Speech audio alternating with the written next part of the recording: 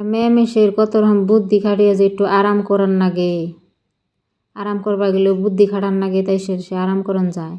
তো এই যে আরামের নিগে করলাম কি, সবার পছন্দর সবজি অ্যাড করে একটা তরকারি বানিয়ে হেলাইলাম।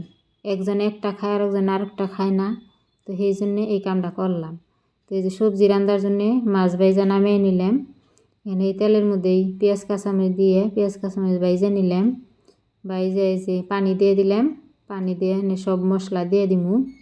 মশলা দিয়ে মশলাটা ভালো করে কষিয়ে নিমু।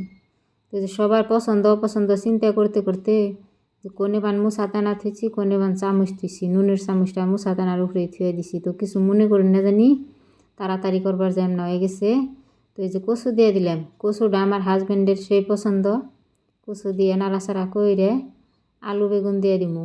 আলুটা আমার ছেলের পছন্দ, বেগুনটা আমার মেয়ের পছন্দ।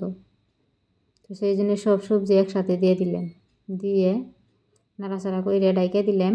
তো সবজি কষানো হয়ে গেছে, এখন গরম পানি দিয়ে দিলাম, যেহেতু কচু দিছি সেই জন্য গরম পানি দিলাম। তো এই যে সবজি ঝোল দেওয়া হয়ে গেল, এখন বলক উঠে গেছে। এখানে যে মাছ দিয়ে দিলাম। কচু তরকারি দেখে ঝোল অল্প বেশি করে দিছি, গ্যাসটা কমিয়ে লাহে লাহে ওইবার দিমু, সেই জন্য ঝোল বেশি রাখছি। তো এই যে ডাইকে দিলাম। তো এই যে আমার কচুর তরকারি হয়ে গেছে। ভিডিওটা ভালো লাগলে লাইক শেয়ার কমেন্ট করবেন।